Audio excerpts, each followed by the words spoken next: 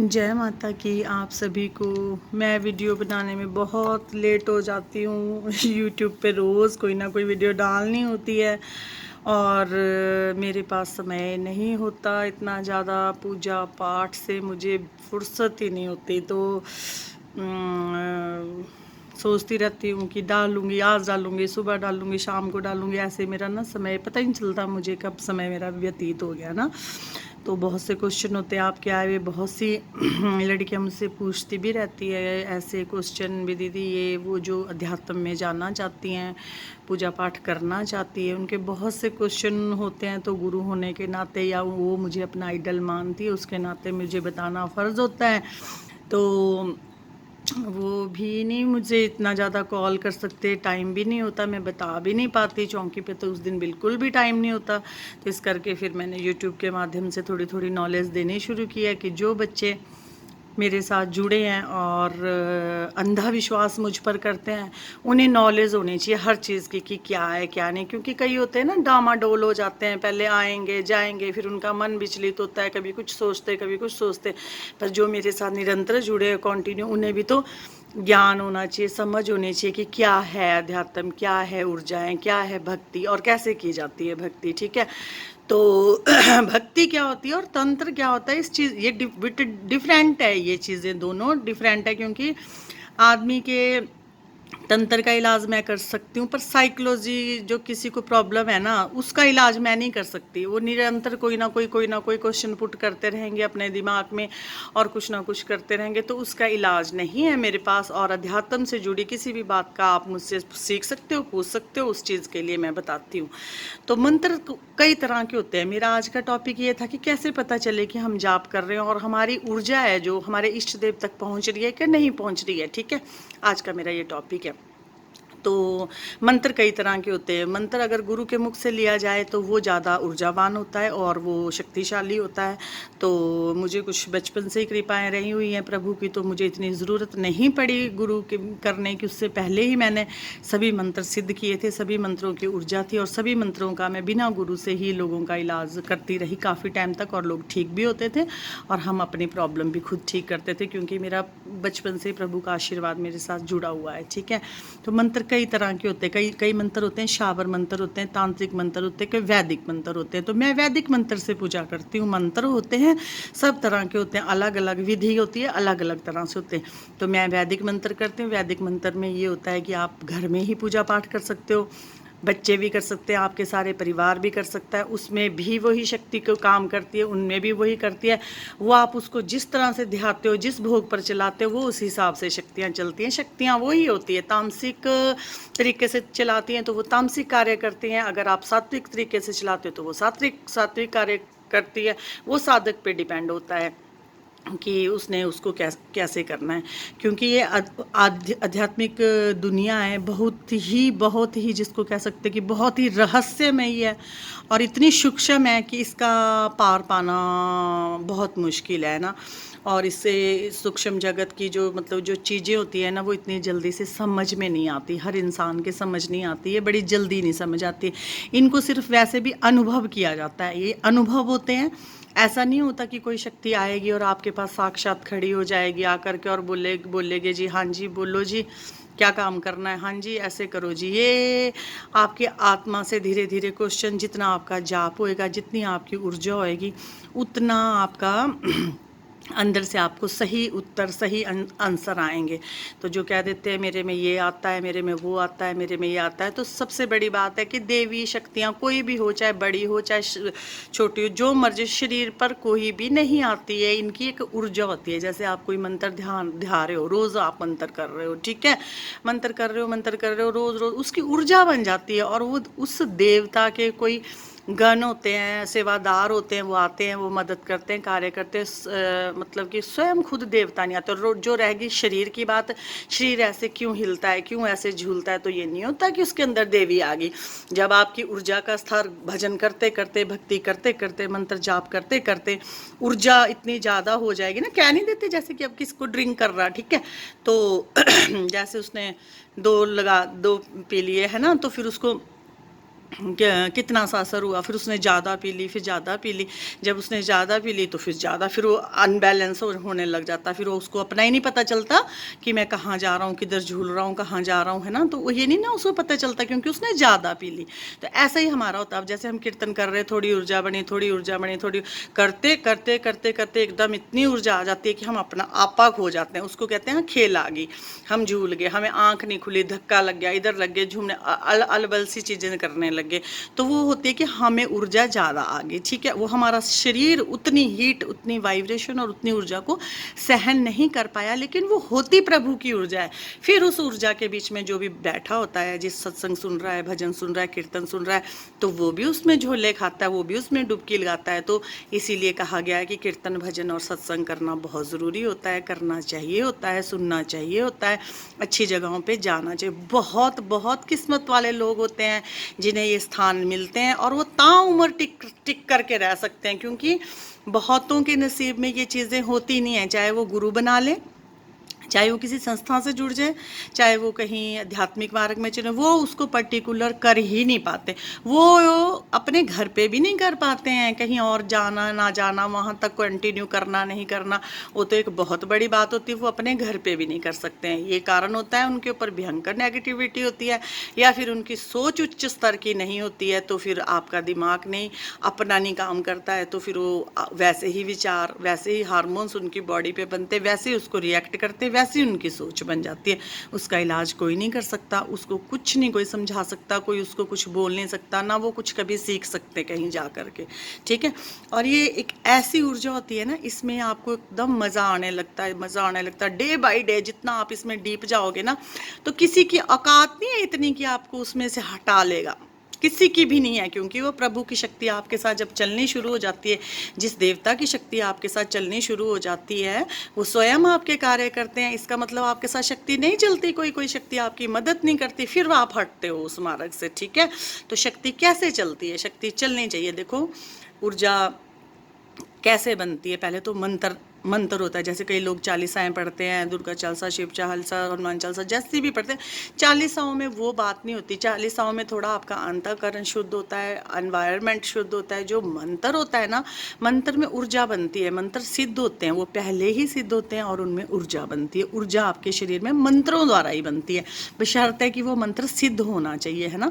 गुरुमुख लिया होना चाहिए, या फिर आपने उनको 1.25 लाख, पंचाक्षरी का 5 लाख, निवारण मंत्र का 9 लाख जाप करके स्वयं सिद्ध किया हो, तब उसकी ऊर्जा कार्य करती है। तो इतना आप नहीं कर सकते, क्योंकि 9 लाख निवारण मंत्र करने के लिए बहुत सी कठिनाइयां रास्ते में आती है। तो उसके लिए गुरु का सानिध्य होना बहुत ज़रूरी होता है, बहुत ज़रूरी। कोई रियली करोड़ों में से कोई एक है जो ऐसे निवारण मंत्र 9 लाख 10 लाख बिना गुरु से कर लेगा, क्योंकि शक्तियाँ बहुत तंग करने के लिए आती है। वो आपको इस जाप पूरा नहीं करने देती है, उसमें विघ्न डालती है, बहुत ज़्यादा समस्याएं उत्पन्न करती है। तो इस करके आपको किसी को गुरु बनाना चाहिए। तो कुछ लक्षण होते हैं, जैसे आपको पता चले कि आपके इष्ट तक ये जाप पहुंच रहा है कि नहीं पहुंच रहा है। तो वो क्या लक्षण होते हैं? कई बार घर में ऐसी नेगेटिव और नकारात्मक शक्ति ने प्रवेश किया होता है कि आप जितना भी जाप करते हो, जितना भी भोग करते हो, जितना भी भोग आप खिलाते हो, वो सब उस नेगेटिव शक्ति को जाता है और वो ऊर्जावान होती है, और वो फिर आपके घर में और भी ज़्यादा नुकसान करती है, ठीक है। इसीलिए इस चीज़ को किसी के सानिध्य में करना चाहिए, किसी के साथ करना चाहिए, किसी से पूछ के करना चाहिए, जिसका आज्ञा चक्कर खुला हो, जिसकी कुंडली जागृत होए, जो थोड़ा बहुत अध्यात्म की नॉलेज रखता, वो पहले इस चीज़ को पूछे, उसकी ऊर्जा आप लीजिए, उससे ज्ञान लीजिए, उसका मार्गदर्शन कीजिए, उससे आप नॉलेज लीजिए, है ना, ठीक है। तो जैसे सपोज करो, आपको फिर भी मैं बता देती हूँ कि सबके साथ नहीं होता ऐसे कि नेगेटिव शक्ति हो, डरे नहीं, ऐसा सोचकर अपना आत्मबल आप लोग ना खोएं। आपने जाप करना है, जाप कीजिए, ठीक है, और जाप करते रहिए।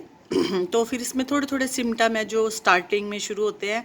जैसे अगर आपने निरंतर 10 माला की हुई है ना, तो 10 की है, फिर किसी दिन आप 20 करोगे, फिर आप किसी दिन 30 करेंगे, तो लाजमी है कि आपकी बॉडी में कोई ना कोई इफ़ेक्ट होएगा, कोई ना कोई आपका वो होगा, और होना भी चाहिए। अगर नहीं वो हो ना, तो आपका मतलब है कि आप ध्यान नहीं कर रहे, आप टाइम पास के लिए भगवान के सामने बैठे, आपका ध्यान कहीं है और आप ध्यान नहीं कर रहे हो वो चीज़, तब आपको वो सिम्टम नहीं होंगे। अगर आपकी कनेक्टिविटी जल्दी भगवान से जुड़ जाती है ना, तो आपको सिम्टम क्या होने लग जाएंगे।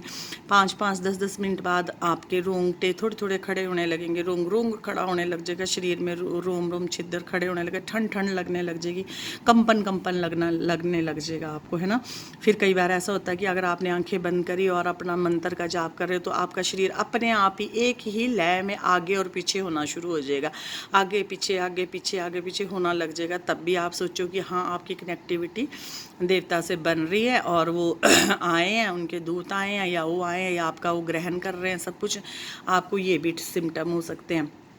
जब आपकी कुंडली जागृत नहीं होती है, जैसे नीचे मूलाधार से उठती है ऊर्जा, ऊपर सहस्त्रार तक जाती है, या फिर पहले आज्ञा चक्कर तक जाएगी, आज्ञा चक्कर को भेदती हुई वो सहस्त्रार चक्कर तक जाती है। आज्ञा चक्कर क्या होता है, जो हमारी भुवों के बीच का जो स्थान होता है वो आज्ञा चक्कर होता है। वहाँ पे लाइट ब्लिंक करती है, शुरू में वहाँ पे वाइब्रेशन होएगी। वाइब्रेशन ऐसे होती है जैसे कोई ड्रिल मशीन कर रहा है, जैसे ड्रन ड्रन की ऐसी आवाज़ आती है, ऐसी अनुभूति आपको अपने आज्ञा चक्कर पर महसूस होने लग जाती है, ठीक है। तो वहाँ जब आपका ये चीज़ हो ना, उसको भेदती हुई वो आपके सहस्त्रार चक्कर तक जाती है। जब आपका सहस्त्रार चक्कर खुलता है, तो ये सोचो कि जैसे कि कोई टैंकी का ढक्कन उठा दिया, खोल दिया, और ऊपर से ब्रह्मांड से उसमें ऊर्जा भरती जा रही, रोज़ भर रही, तो आप एक बहुत बहुत ऊर्जावान व्यक्ति बन जाते हो। और किसी की इतनी औकात नहीं होती, किसी की इतनी हिम्मत नहीं होती कि आपको कुछ कर सके या तंग कर सकते। अगर करेंगे तो आपको साथ की साथ शक्ति मार्गदर्शन भी देगी, और आप अपना प्रॉब्लम अपने आप हल कर लोगे। करते हैं, बहुत करते हैं। अगर आप ऐसे करेंगे, नेगेटिव शक्तियाँ ही अपने आप ही करने लग जाती है, तो आप अपनी प्रॉब्लम खुद सॉर्ट आउट कर लोगे। तो ये फिर आपके ये लक्षण होते हैं, क्योंकि ब्रह्मांड से की जो शक्तियाँ हैं ना, वो जुड़ी होती है। वो उसको ना खुलने में हमारा जो है उसको टाइम लगता है। जैसे आपको जैसे खुल गई, जैसे आपका आज्ञा चक्कर, वैसे तो ये बहुत लंबा प्रोसेस है, इतनी जल्दी आज्ञा चक्कर नहीं। खाली अगर मूलाधार चक्कर ही आपका जागृत हो जाए ना, तो गणेश जी का और काली का वास आपके मूलाधार चक्कर में, तब भी आपके पास इतनी शक्ति होगी कि आप सामने वाले व्यक्ति को दृष्टि मात्र से ठीक कर लोगे। इतनी होगी आपके पास पावर इकट्ठी, ठीक है। क्योंकि जो भी पावर इकट्ठी होती है वो मूलाधार में ही होती है, उसके बाद वहाँ से चढ़ करके आज्ञा चक्कर में जाती है, ठीक है। जिसका आज्ञा चक्कर जागृत है, वो उसका क्या सिम्टम होते हैं वो देख लेता है। अपनी आंखें बंद करेगा, वो सामने वाले को देख लेगा, इसके अंदर नेगेटिव शक्ति है, पॉजिटिव शक्ति है, कौन है, क्या है, उससे बात भी कर लेगा, और अपने इष्ट से भी बात कर लेगा, अपने इष्ट से भी पूछ लेगा अब इससे क्या करना क्या नहीं करना। अपने जीवन के हल वो स्वयं कर लेगा, और कैसे करना है, इसके साथ कैसे करना, शक्ति को इधर उधर भेज भी सकता है। और कार्यों एक ही स्थान पर बैठे बैठे अपने सभी कार्य करता, उसको बहुत ज़्यादा ज़रूरत नहीं पड़ती कि उतारे कर शतारे कर, किसी के ऊपर नेगेटिव शक्ति है तो उसका ये कर वो कर, है ना। तो उसको तो ये होता है कि दृष्टि मात्र से अगर मन में भी सोच लिया कि शक्ति इसको जा करके ठीक करो, उसको ठीक करना है, उसकी जान बख्शनी है, उसका, हाँ, आप अपनी कमिटमेंट कर सकते हो शक्ति के साथ कि मैं ये भोग चढ़ाऊंगी, मैंने ये माना हुआ है और मैं ये चढ़ाऊंगी अगर वो ठीक हो जाए। अब जैसे मैं किसी के लिए दुआ करती हूँ, तो जैसे कोई बीमार है और वो ठीक नहीं हो रहे या नहीं कुछ उसको हो रहा ना, तो फिर उसके बाद हमारे पास यही रहता है कि हम शक्ति को बोलें कि तुझे मैं ये भोग मानती हूँ, या किसी की मतलब कोई चौखट में आप मान लो कि मैं वहाँ आऊँगी, मैं ये कर लूँगी, पर वो ठीक हो जाए। तो फिर आप ऐसे करते हो, फिर वो ठीक हो जाते हैं, फिर वो आपको देना पड़ता है, फिर वो आपको करना पड़ता है। अगर वो आप टाइमली नहीं करोगे ना, तो फिर आपको फिर ये गलत भी होता है। ये सभी के साथ होता है, चाहे वो फिर कितना ही बड़ा साधक है, कितना कह देते हैं ना भी वादा, जिसने वादा तोड़ा। इंसानों के साथ भी ऐसे होता है कि हाँ जी आपने हमसे प्रॉमिस किया था, वादा किया था। वैसे ही देवी देवताओं से होता है कि आपने हमसे ये प्रॉमिस किया था तो ऐसे करो। तो जब बहुत से वैसे मुझे तो बहुत कम ज़रूरत पड़ती है, क्योंकि मेरे इष्ट मेरी बहुत मदद करते हैं, बहुत सुनते हैं, बहुत हेल्प करते हैं लोगों की भी और मेरी भी। पर बहुत ही ज़्यादा कभी मुझे 1-2 बार ही ऐसा हुआ है जब मैंने कहा है कि हाँ मैं प्रभु ये काम कर दो, माता रानी ये काम कर दो, मैं ये करूँगी, मैं वो कर दूँगी आपका, पर वो ठीक हो जाए, है ना। तो कई बार इंसान नहीं जानता है कि किसी को मृत्यु तुल्य कष्ट भी होता है, मौत के मुंह से भी दुआएं निकाल लाती है। तो ये बहुत बहुत बड़ी बात है, पर जो दिल से दुआएं निकलती है उसको प्रभु भी कबूल करते हैं। सच्ची और अच्छी पवित्र आत्माओं के लिए अगर दुआएं निकलती है तो भगवान भी उस पर पूर चढ़ाते हैं, भगवान भी उस पर आशीर्वाद देते हैं।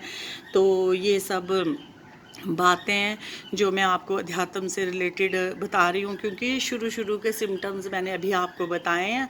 उसमें अगर आपको गुरु धारण करना है करिए, तो अगर गुरु मुख से आप मंत्र लेते हो तो वो खुद ही उसमें जल्दी ऊर्जा होती है, तो आपका महीने सवा महीने में मंत्र सिद्ध होने लग जाता है, तो आप खुद भी कार्य कर सकते हो अपने। और अगर आपको गुरु नहीं बनाना है तो आप सिंपल ओम नमः शिवाय का निवारण मंत्र का जाप कर सकते हो, बशर्ते पहले आप निवारण मंत्र का जाप करें, क्योंकि जो ये ओम नमः शिवाय का जाप करें, क्योंकि ये निवारण मंत्र एकदम से नहीं करना चाहिए, क्योंकि इसमें बहुत ज़्यादा ऊर्जा है। आप इसकी जगह ओम दुर्गाय नमः का जाप कर सकते हो। क्यों? क्योंकि निवारण मंत्र में 2-3 शक्ति चलती है, पूरे के पूरे 9 ग्रह चलते हैं और भी समस्त देवी देवता चलते हैं, तो एकदम से आप निवारण मंत्र की ऊर्जा को ग्रहण नहीं कर सकते हैं। पहले कम से कम ओम नमः शिवाय का आप पंचाक्षरी का कम से कम 5 लाख जाप कीजिए। अगर वो भी सिद्ध हो गया तो ओम नमः शिवाय कोई छोटा मंत्र नहीं है। कम से कम आप अपने लायक हो जाओगे। और एक सिटिंग में कोशिश करें कि 10 मालाएं करें, और 10 के बाद आप बढ़ाते 20, 25 और एक सिटिंग में 50 मालाएं करने की कोशिश करें। अब जैसे हमें आदत है करने की, हम एक सिटिंग में 100 माला भी कर देते हैं, 100 सुबह और 100 शाम को। पर अगर नहीं हो तो 50 से कम तो कभी करनी ही नहीं है ना, की नहीं है। तो वो जो ऊर्जा उसकी बनती है वो हमारे शरीर में जाती है, जो तो फिर जितनी ज़्यादा आपकी ऊर्जा बनी होगी आपके पास, उतनी जल्दी आप आगे वाले को हील कर लोगे। बैठने मात्र से ही कर लोगे, छोटी मोटी शक्तियों को वैसे कर लेंगे, बाकी को क्षमा प्रार्थना वगैरह करके थोड़ा सा उनको मना करके थोड़ा बहुत दे करके भी भोग तब आप शांत कर लोगे। तो ये होता है आध्यात्मिक ऊर्जा का। और जो हम लोग होते हैं साधक, हमें तो निरंतर इतनी ऊर्जा बना करके रखनी चाहिए, नहीं तो हम लोगों को हील नहीं कर सकते, क्योंकि हम ये सारा ही ऊर्जा का खेल है। जितनी आपके पास कमाई होगी, कहती हूँ ना मैं कि आप जितना उसमें ट्रांजेक्शन करोगे, जितना आप उसमें डिपॉजिट करोगे, है ना, और आप उसमें से निकालते रहोगे, उसमें डालोगी ना, तो आप एक दिन बीमार पड़ जाओगे। ऐसी भयंकर बीमारियां आपको घेर लेगी। क्योंकि चाहे आप कितने बड़े साधक हो, साधक का ये नहीं मतलब होता कि हाँ जी आप काली गुलाम होगी या आपके भोलेनाथ गुलाम हो गए, या कोई शक्तियाँ आपकी गुलाम होगी कि आप उनको सीधे चलाओ पुट्ठे चलाओ, जैसे बोलो वैसे करेंगे। ना ना ना ना, ऐसा नहीं होता। कोई ये शक्तियाँ हैं, ये किसी की गुलाम नहीं है। आप कहते हैं जितनी कमाई कर लो, जितनी आप मेहनत कर लो, जितना मर्जी आप कर लो, उतना ही आप ले लो। ये आप पर डिपेंड है, आप पर डिपेंड है। आप देखो लोगों का काम करते रहो, 10 दिन 15 दिन 20 दिन आप नहीं अपनी ऊर्जा बनाओगे, नहीं आप भक्ति करोगे, आपके शरीर की शक्ल की रौनक खत्म होने लग जाएगी, आपके चेहरे की रौनक बता देगी। आध्यात्मिक व्यक्ति के चेहरे का तेज बता देता है आपके पास कितनी ऊर्जा है, कितनी काबिलियत है, उस आपका चेहरा बता देता है। चेहरा कहते हैं आईना होता है इंसान का, हर एक इंसान का चेहरा आईना होता है। अगर अध्यात्म की ऊर्जा को आपने देखना है तो अध्यात्म की ऊर्जा मैं अपनी बात बताती हूँ। अगर मैंने वैसे तो देखो, मैंने प्रभु का कभी मैं स्किप नहीं करती, छोड़ती नहीं हूँ कभी भी मैं पूजा पाठ करना। ये आज की बात नहीं है, चाहे मैंने गद्दी लगाई चाहे नहीं लगाई, शुरू से मेरा रूटीन है कि जब तक मैं पूजा नहीं करूँगी। शुरू से ही पहले ये काम नहीं करती थी, छोटे होते से भी था, पूजा जब तक नहीं करूँगी जब तक खाना नहीं खाऊंगी, तो मेरा रूटीन रहा है। उस टाइम तो हमें ये नॉलेज होती भी नहीं थी, तो अब तो देखो काफ़ी नॉलेज है, बहुत सी नॉलेज है हो गई हैं। तो इस करके मैं आप लोगों को ये बताना चाहती हूँ कि जितनी आप ऊर्जा करोगे ग्रहण, और साधक के लिए तो बहुत बहुत ज़रूरी है नित ऊर्जा बनानी। मज़ा तब है अगर आप अपनी ऊर्जा से हील करते हो, आगे वाले व्यक्ति को अपनी ऊर्जा से हील करते हो तो मज़ा तब होता है। लेकिन ऐसे खर्चा करा करके कि हाँ जी अब तू मुर्गा ला, बकरा ला, ये ला, ढिमकी ला, सिमकी ला, ये करेंगे, इसके सिर पर से करेंगे तब ठीक करेंगे, तब तो आपने भोग दे के शक्ति को आ करके भेज दिया, चलो वो ठीक हो गया। वो परमानेंट नहीं होता वो इलाज ना, वो नहीं होता। आप शक्ति होनी चाहिए आपके पास, दूसरे की शक्ति खींच करके अपनी मुट्ठी में बंद करें और अपने इष्ट के चरणों पर भेजे। इष्ट की मर्जी है उसको कहाँ भेजते हैं, उनको मुक्ति देते हैं, जहाँ से आई है वहाँ भेजते हैं, या फिर अपने पास रखते हैं, या हमारे पास रखते हैं। तो वो चीज़ें होना बड़ा लाजमी होता है। ये बड़ा मतलब कि सूक्ष्म जगत के रहस्य हैं, बहुत बड़े बड़े हैं, बहुत गहरे गहरे हैं।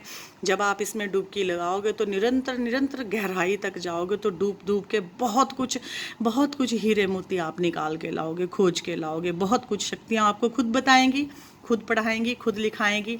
अच्छा सेवादार होगा, अच्छी आत्मा होगी, पवित्र आत्मा होगी, तो स्वयं आकर के शक्तियाँ आपको सिखाती हैं, कापी पेंसिल लगा के एक बात समझाती है, एक बात बोलती है, एक बात में आगाह करती है, एक बात आपके कान में बोलती है कि ये सही है, गलत है। मतलब कि इतना कुछ है, लोग इस चीज़ को नहीं मानते हैं। कई चीज़ ये बोलते हैं, तभी जैसे कई कह देते हैं हाँ जी ऐसे खेल रहे वैसे खेल रहे, देवी आती है। अरे खेलने की बात नहीं होती है, नहीं किसी का शरीर इतनी ऊर्जा ग्रहण कर सकता नहीं, इसमें बड़ा बड़ा साधक हिल जाता है, जिसने लाखों करोड़ों जाप भी किए वो भी हिल जाता है। पावर है, शक्ति है। अभी कहाँ काली आ जाती है शरीर में, अभी तो उनकी एक ऊर्जा मात्र ग्रहण आता है, जब भी हमें चक्कर आने शुरू हो जाते हैं, जब भी हम चक्कर आने शुरू होते। काली जो स्वयं थी वो इतने बड़े बड़े राक्षसों को एक इसमें डकार करके खा जाती थी, गर्दन उनकी काट करके उनका खून पी जाती थी। तो अगर सामने वाला कहता है कि मेरे पर काली है और मेरे पर ये है और वो, तो फिर वो दूसरे को क्या बोलेगा कि ये ला और वो ला तब तेरे को ठीक करेंगे। वो अपनी आंखें खोलेगी और दूसरे पे दृष्टि डालेगी, वो तब ठीक हो जाएगा। तो ऐसा नहीं होता, ऐसा नहीं होता। ये हमें कुछ ऊर्जाएं प्रदान की होती है, वो किसको कितनी की हो वो प्रभु जानता है, या वो साधक खुद स्वयं जानता है कि मेरे पास कितनी काबिलियत है। क्यों? क्योंकि वो निरंतर उलझा रहता है इन चीज़ों के साथ। उसे पता होता है कि मैं कितना स्ट्रांग हूँ। आप में गट्स हैं, आप में हिम्मत है, तभी आप आगे बोल सकते हो। नहीं तो इसमें इतना कंपटीशन है, एक दूसरे की टांग खींचने वाला। इतना अपने आप को लोग और अपनी शक्ति पर इतना प्राउड करते हैं। वो ये कहते हैं, सामने वाले को तो सोचते हैं कि ये बेवकूफ़ी है, इसको कुछ पता ही नहीं है, इसको नहीं पता है हमारी शक्ति ज़्यादा है, फिर चलाते हैं और फिर मात खाते हैं। तो इसमें ओवर कॉन्फिडेंस होने की कोई बड़ी बात नहीं है। शक्तियाँ सब रखते हैं और ये अपने आप को भी पता नहीं होता कि किसकी शक्ति कितनी तेज़ है। तो इस करके इन बातों में ना उलझें कि हम उससे पंगा लें, हम उससे पंगा लें। अपने काम कीजिए, जिस काम के लिए बैठे हुए हैं वो काम कीजिए। दूसरे की शक्ति को आजमाने की कोशिश ना करिए। कभी ये हुए कि आपको खाली हाथ बैठना पड़े और खाली फुक्के मारनी पड़ जाए। तो ये चीज़ें मेरी बोलने की बातें हैं, जो सुनेंगे वो इसको ज़रूर फॉलो करेंगे। कभी भी किसी को कमज़ोर ना समझे। कई बार बहुत छोटा सा इंसान भी बहुत पावरफुल होता है। आपको पता होना चाहिए कि हाथी है ना, हाथी कितना बड़ा है, कितना शरीर है, और उसके आगे चिंटी क्या है। अगर उसकी सूंड में वो चलेगी ना तो उसकी जान निकाल देती है और चटपा के पटक के उसको मार देती है। तो कभी भी किसी को ये ना सोचें कि ये छोटा है और ये आध्यात्मिक नहीं और हम ज़्यादा आध्यात्मिक और हम ज़्यादा वो हैं, ये ना सोचें।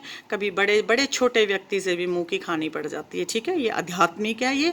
और इसमें जिस व्यक्ति ने जितनी मेहनत करी है, और कईयों के साथ तो पिछले पूर्व जन्म की सिद्धियाँ चल रही होती है, 10-10 जन्म की सिद्धियाँ चल रही होती, क्या कोई उसका मुकाबला करेगा। तो कभी ऐसी भूल ना करे, कभी ऐसी भूल ना करे। प्रभु नाम लीजिए, अपने को प्रभु भक्ति में विलीन रखिए। अपने हाथों से जितनी सेवा हो सकती है उतनी कीजिए। जितना संसार में लोगों का भला हो सकता है उतना कीजिए। क्यों? क्योंकि बात यह है कि जैसा आप दोगे वैसा आपको लौट के आएगा, ज़रूर आएगा। अगर आप बुरा कर रहे हो, किसी के साथ निरंतर बुरा कर रहे हो, तो आपके साथ उससे 10 गुना ज़्यादा बुरा होता है। अगर आप अच्छा कर रहे हो तो आपके साथ 100 गुना अच्छा होता है। ठीक है, ये समाज है, इसमें आपको बहुत सी बातें भी सुननी पड़ती हैं, हम भी सुनते हैं। बेफालतू के लोगों से उलझना पड़ता है और बेफालतू के लोगों की बातें सुननी पड़ती है, जिनका कोई महत्व ही नहीं है हमारे जीवन में, जिनसे हमने कुछ लेना नहीं देना नहीं, वैसे लोगों से भी आपको उलझना पड़ता है। तो बस ये है कि हमें तो अपना मुंह बंद ही रखना पड़ता है। बंद रखे, कोई आ गया तो राम राम उनकी भी, कोई चला गया राम राम उनकी भी। बट मुझे तो अपना भजन कीर्तन करने से मतलब है। मैंने इसीलिए संगत की सेवा करनी मंजूर की थी कि मेरा इनके द्वारा भजन होता है और कीर्तन होता है। और महारानी का मेरे घर में ढोलक, छैना, बजते हैं, प्रभु का गुणगान होता है तो मेरा घर पवित्र हो जाता है। हर वीकली हम 2 बार करते हैं तो मेरे घर में आध्यात्मिक ऊर्जा ज़्यादा आती है। तो हमारा घर, जब से मैं ये भजन कीर्तन प्रभु का कर रही हूँ तो हमें भगवान ने बहुत खुशियाँ प्रदान की है। तो ये मेरा असली मोटिव था। तो ये लोगों का ये करना मेरा नहीं है, लेकिन फिर भी महारानी का दरबार है, यहाँ माँ अपने बच्चों को लाती है, लाती रहेगी और आते रहेंगे हमेशा। और जो भी आएंगे वो अपनी झोलियाँ भर के जाएंगे। मैंने आज दिन तक भी माता रानी ने यहाँ से सबको झोली भर के भेजा है, सबको बेटे पुत्र धन दौलत सब कुछ महारानी ने प्रदान किया है और आगे भी माँ ऐसे ही करती रहेगी। और बस मेरे शरीर से जितना कार्य होएगा, क्योंकि मैं स्ट्रेसफुल नहीं चल सकती, मैं स्ट्रेस में आके काम नहीं कर सकती। जितना मेरी बॉडी अलाउ करती है, जितना मैं बैठ सकती हूँ, जितना मुझे मज़े मज़े से काम करना अच्छा लगता है उतना करती हूँ। मुझे कोई बॉन्डिंग नहीं है। मैं ये नहीं कह सकती किसी को कि रात के 12-12 बजे तक मैं जनता को देखूंगी। मैं ये नहीं कह सकती कि रात के सुबह सुबह तक मैं लोगों को देखूंगी, क्योंकि मैं स्ट्रेसफुल होकर कोई काम नहीं कर सकती। मैं सिर्फ उतना ही करूँगी जितना मैं कर पाती हूँ, जितना मैं साम पाती हूँ। जिसको भी होए वो पहले अपॉइंटमेंट ले ले, पहले कह ले कि हम इस डेट को आएंगे, इस टाइम मैं टाइम दूंगी तभी आएँ, क्योंकि ऐसे ना आएँ क्योंकि फिर आप लोग दूर से आएंगे, आप लोग परेशान हो तो फिर दिक्कत वाली काम हो जाएगा मुझे भी। और जब भी आएँ मुझे फ़ोन करके आएँ, जब भी आए। मैं ज़रूरी नहीं आपको सैटरडे का या ट्यूसडे का ही टाइम दी, मैं आपको संडे भी दे सकती हूँ। मैं और टाइम का 2-2 व्यक्तियों को बुला करके उनका कर सकती हूँ, करूँगी तब अपनी मर्जी से। मुझे ये होता है कि मैं अपने हिसाब से टाइम दूंगी, ठीक है। मुझसे नहीं बॉन्डिंग होती किसी भी चीज़ की, ये मेरी अपना रूल है, अपना है। क्योंकि मैंने ये किसी के इस पे नहीं किया है, मतलब मेरा शौक बन चुका है ये। और अच्छा लगता है मुझे नए नए लोगों को देखना और उनकी प्रॉब्लम सॉर्ट आउट करना, ये है।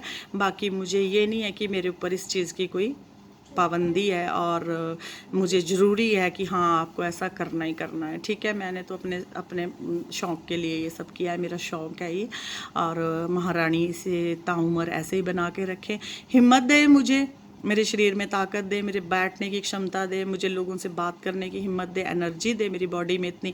तो जैसे जैसे प्रभु सेवा करवाएंगे मैं करती रहूँगी। दुखियों के सबके दुख काटे जाते हैं, काटूंगी आगे जब तक जैसे जैसे शरीर चल रहा है। उसके बाद हमारा खुद का नहीं पता कि हम कहाँ जाएँ, कहाँ रहें, यहाँ रहें बाहर रहें, लेकिन फिर भी जब तक हैं तब तक करेंगे, ठीक है। जय माता की सभी को बहुत बहुत आशीर्वाद, बहुत बहुत माता रानी का आशीर्वाद, यहाँ से मेरा आशीर्वाद, परिवार का आशीर्वाद, सभी देवी देवताओं का आशीर्वाद, और स्पेशली उन लोगों का जो मुझे सब्सक्राइब कर रहे हैं। मुझे बहुत खुशी है, बहुत खुशी है कि बहुत छोटे टाइम में, बड़े कम टाइम में मुझे इतने लोगों ने सब्सक्राइब किया है।